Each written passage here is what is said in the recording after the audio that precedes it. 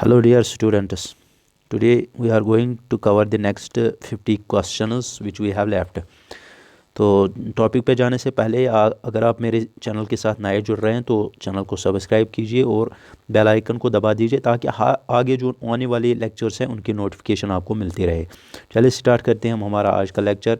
The gram positive bacteria is. उससे पहले मैं और एक बात बताना चाहता हूँ कि आपको जो है टेलीग्राम चैनल की डिस्क्रिप्शन मिल जाएगी, लिंक जो है डिस्क्रिप्शन में मिल जाएगी, वहाँ जाके आप टेलीग्राम चैनल ज्वाइन कर सकते हैं। वहाँ जो है लास्ट की स्टेज पे मैं इंपॉर्टेंट क्वेश्चंस जो होंगे उनकी पीडीएफ आपको दे दूँगा, वो वहाँ से आप अवेल कर सकते हैं। स्टार्ट करते हैं। The gram positive bacteria is, उसमें कौन सा ग्राम पॉजिटिव बैक्टीरिया है तो वो बेसिलस है। प्राइमरी जो इनमें से जो जो इम्पॉर्टेंट क्वेश्चंस होंगे वो वहाँ पर आपको मैं सर्कल करके दूंगा, ये क्वेश्चन इम्पॉर्टेंट है, तो आप जो है उनको थोड़ा ज़्यादा कंसंट्रेशन कीजिए उनके ऊपर ताकि वो आपको याद रहे। Primary structure of protein is due to hydrogen bond. उसके बाद एफेलाटॉक्सिन आर प्रोड्यूस्ड फ्रॉम, ये इंपॉर्टेंट क्वेश्चन है क्योंकि टॉक्सिन्स जो है फिश की डेथ का कारण बन जाती हैं। ये मैंने आपको पढ़ाया है, जो डिज़ीज़ होती है तो उनमें से टॉक्सिन्स वगैरह भी है एक कारण फिश डिज़ीज़ में। तो उसके बाद क्या होता है जब टॉक्सिन्स ये निकालते हैं फंजे, तो उससे क्या होता है कि फिश की डेथ हो जाती है, या तो उसका इंटरनल ऑर्गन्स उनकी डेथ हो जाए, ये ख़त्म, वो बिल्कुल डिसफंक्शनल हो जाएंगे, तो या तो स्किन रैशेस वगैरह पड़ जाती हैं, तो उसके बाद आहिस्ता आहिस्ता डिजीज़ जो है फैलती है और फिर डेथ हो जाती है। एफेलाटॉक्सिन्स कौन प्रोड्यूस करता है तो वो फंजे है। उसके बाद पेचिडी मैर इज़ प्रोडक्ट ऑफ ड्राइड, ये सी है, सी कुकम्बर।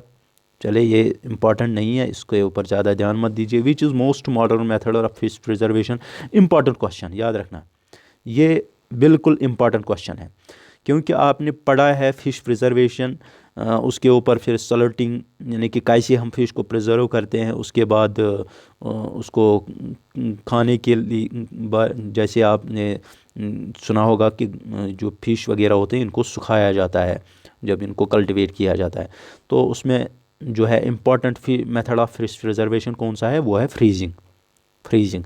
उसके बाद pearl essence is produced from, ये फिश स्केल से निकाला जाता है पियरल एसेंस।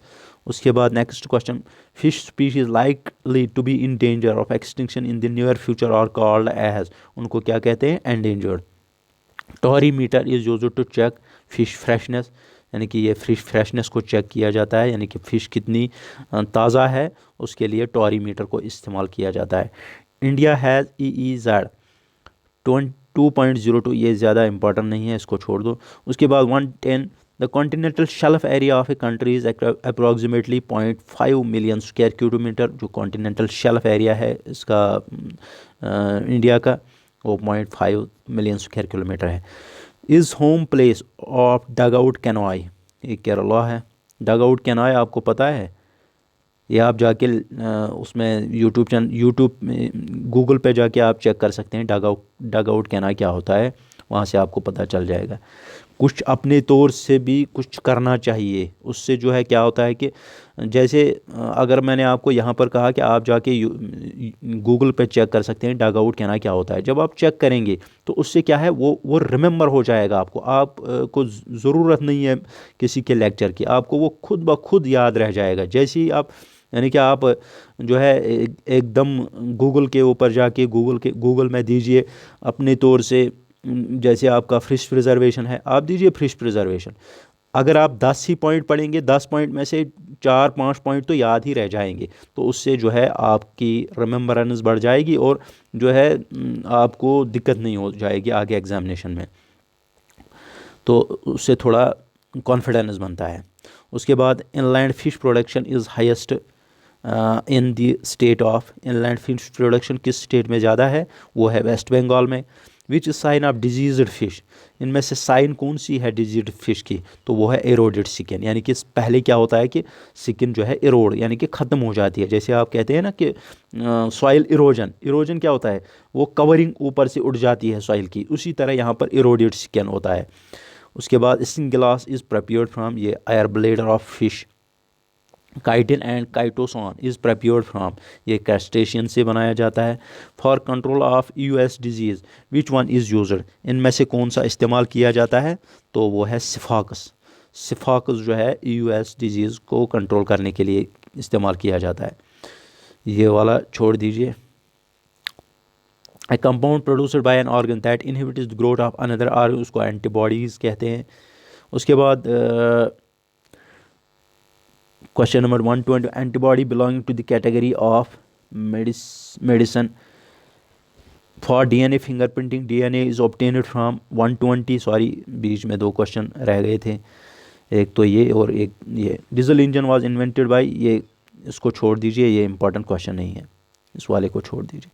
ये वाला इंपॉर्टेंट है क्योंकि आपका जेनेटिक्स वगैरह उसमें सिलेबस में है। For DNA fingerprinting, DNA is obtained from, DNA को ऑब्टेन कहाँ से किया जाता है, ऑल ऑफ द अबव, यानी कि white blood corpuscle, hair root cell and body secretion.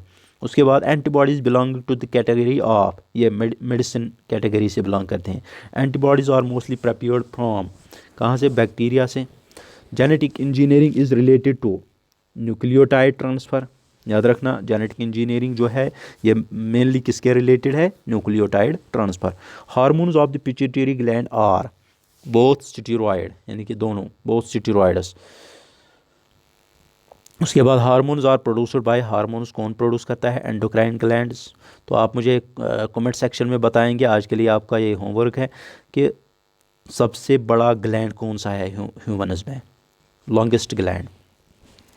The portion of the sea adjoining coast line and falling within depth line is called, उसको क्या कहते हैं, coastal water.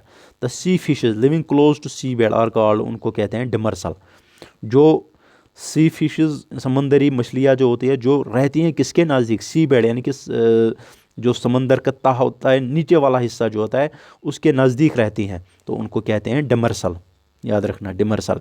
Scientific name of pearl spot fish, इसका scientific name क्या है, Etroplus suratensis. उसके बाद probiotics are commonly used in shrimp farming, water quality management में प्रोबायोटिक्स किस में इस्तेमाल किए जाते हैं, इंपॉर्टेंट क्वेश्चन है ये, question number 129, water quality maintain करने के लिए। उसके बाद salted fish roe is otherwise called, उसको क्या कहते हैं, कैवियर, सॉल्टेड फिश रो उसको कैवियर कहते हैं। The excretory organ is called kidney. Which organization is associated with quantity assurance of sea food products, उसको छोड़ दीजिए, थोड़ा बहुत जो है याद रहेगा आपको, या आप चेक कर सकते हैं इसको। Which one is mainly responsible for growth in fishes, amino acids. Which cause luminescent disease, वो बैक्टीरिया क्रिएट करते हैं। लुमिनेसेंट डिजीज़ जो है कौन क्रिएट करते हैं, bacteria.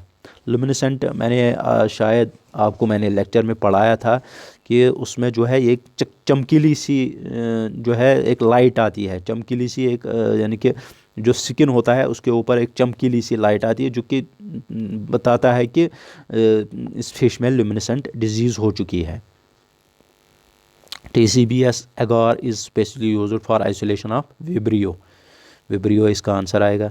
Used as a refrigerant leak detector, तो ये both A and C यानी कि halide torch as well as sulfur। Which one is agar yielding seaweed, तो Gracilaria। Which one is green seaweed, Laminaria।